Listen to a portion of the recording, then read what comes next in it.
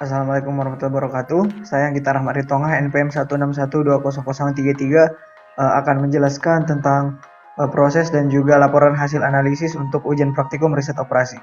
Jadi untuk soal yang pertama, soal tentang Cimory produksi dari PT Cisarua Mountain Dairy. Jadi soal ini diselesaikan dengan metode linear programming.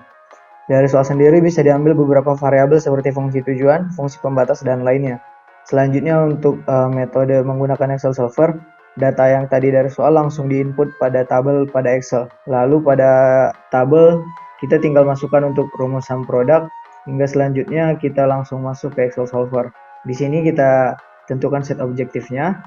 Kemudian karena kita mencari laba maksimal, kita pakai fungsi max, lalu mengisi variabel seperti changing variable cells dan subject to the constraint, mencentang variabel non negatif dan menggunakan metode simplex LP dan klik solve. Maka akan ditemukan laba maksimal $23.000 dengan memproduksi masing-masing 2 untuk Cimory UHT dan squeeze milk. Selanjutnya untuk POM-QM hampir sama, kita tinggal menginput data yang telah didapat dari soal. Namun sebelumnya jangan lupa untuk menggunakan modul linear programming. Ke POM-QM lalu pilih objektif maximize. Kemudian klik solution.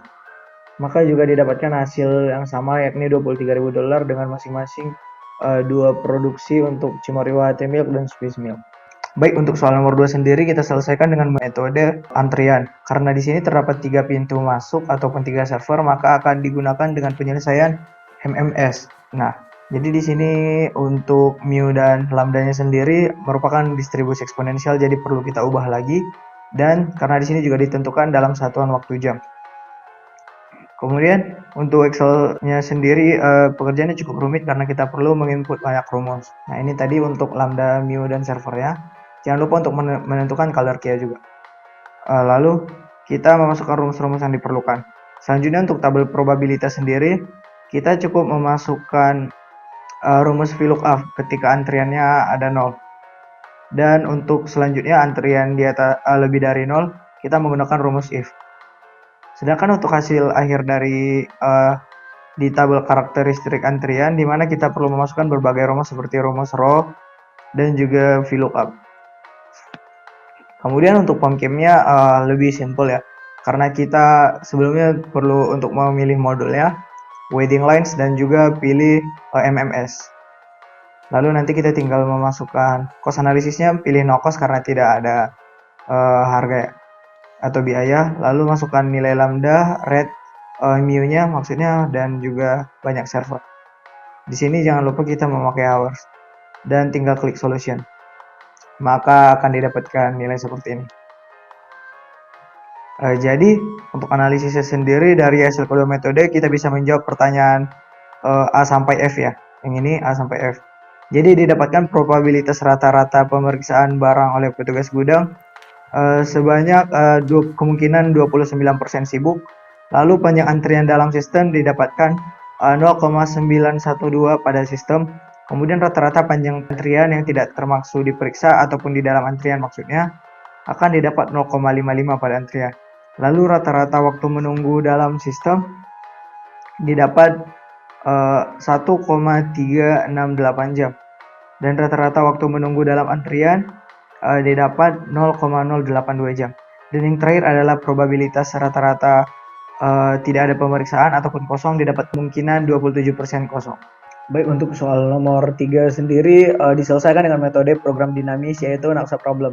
Jadi setelah melihat ini data yang ada pada soal, kita akan langsung membuat tabelnya di Excel dan menginput data seperti kapasitas, W atau bobot, dan P keuntungan.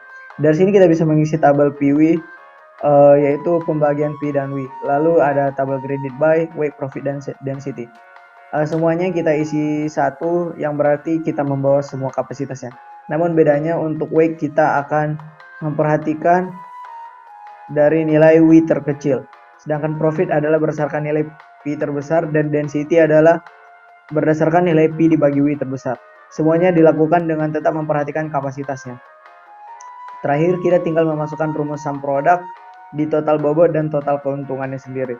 Jadi kita akan mendapatkan 2 solusi optimum di akhir, yakni sama-sama memiliki keuntungan maksimal 128.571.000 karena ini merupakan di dalam jutaan. Dan dimana di kedua solusi itu kita akan mengirim seluruh ikan di setiap jenis, yakni 20 kg ikan pibes, 18 kg ikan cana, dan 30 ikan super red. Dan untuk ikan red tail cat hanya menampung 12 kg-nya saja, ataupun 43% dari total bobot ikan red tail cat. Mungkin cukup sekian. Assalamualaikum warahmatullahi wabarakatuh.